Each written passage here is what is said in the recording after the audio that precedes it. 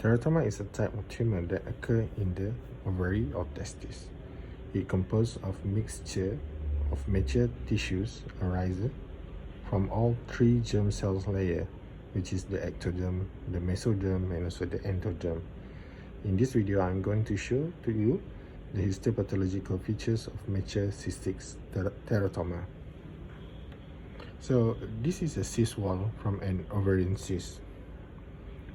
It is made up of fibrocollagenous tissue, as you can see is in these fields.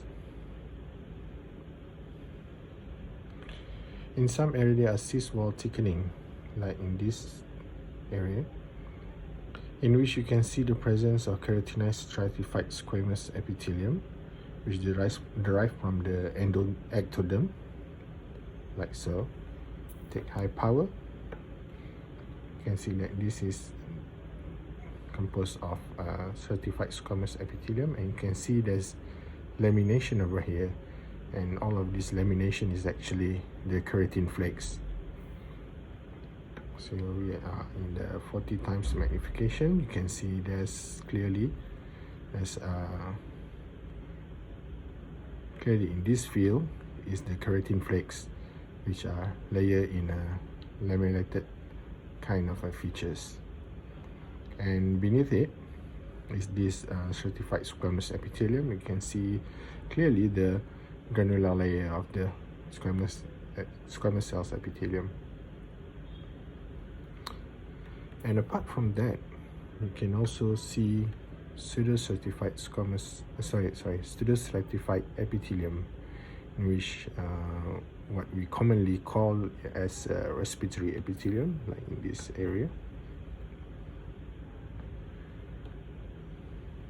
Here you can see that's nicely, and it appears to have some sort of cilia on top of it.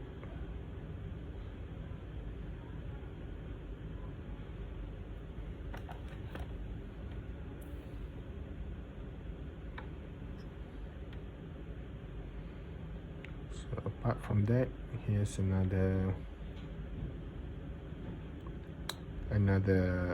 section or another side of the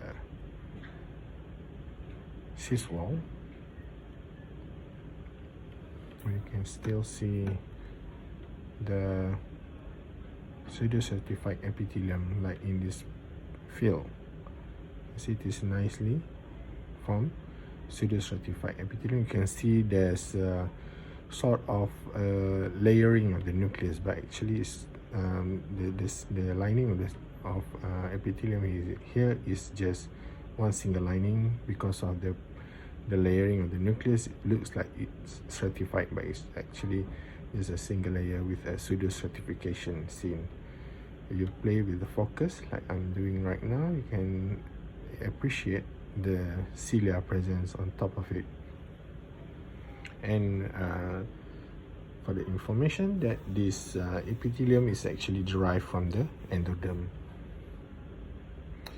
And if you go back to medium power, you can see beneath the pseudo-stratified epithelium or the respiratory epithelium, you can see there's a lot of lymphoid material, which consists of reactive lymphocytes. Here you can see all of these hyperchromatic cells. Cells with hyperchromatic nucleus is actually the lymphoid cells or lymphoid materials. And apart from that, you can also see some adipose tissue here. So this is actually some adipose tissue. So you can see there's a lot of vacuoles there, like so.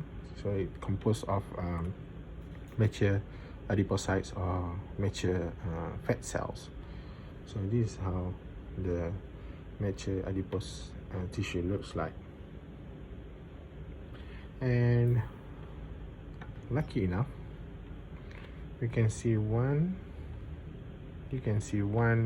sebaceous gland here embedded in between the lymphoid materials and also adipocytes. So this is one sebaceous glands, just like the glands, sebaceous gland that you can find on the section of the skin. So it composed of these cells, the sebaceous cells that form the glands, and these sebaceous glands actually formed by the ectoderm layer of the cells. And before I forget, the lymphoid materials and also the adipocytes or fatty tissue arise from the mesoderm layer.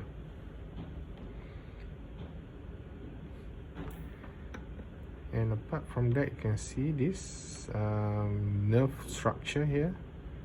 So this group of cells which embedded within the adipocytes is actually the nerve cell. So it has a vacuolated cytoplasm and wavy or elongated nuclei. So these are the nerve cells. So apart from determining the presence of different type of tissue, what you need to do is to identify the presence of any immature component, because patients might need a chemotherapy if any immature component presents in his or her tissue. And carcinoma also can arise from a mature teratoma, and the most common type of carcinoma is the squamous cells carcinoma.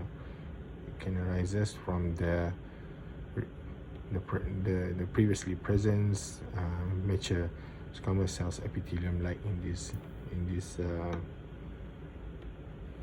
this tissue, but this is just normal mature squamous cells epithelium. But squamous cell carcinoma can arise from this type of tumor.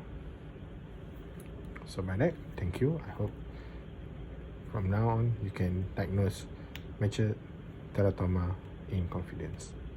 Goodbye.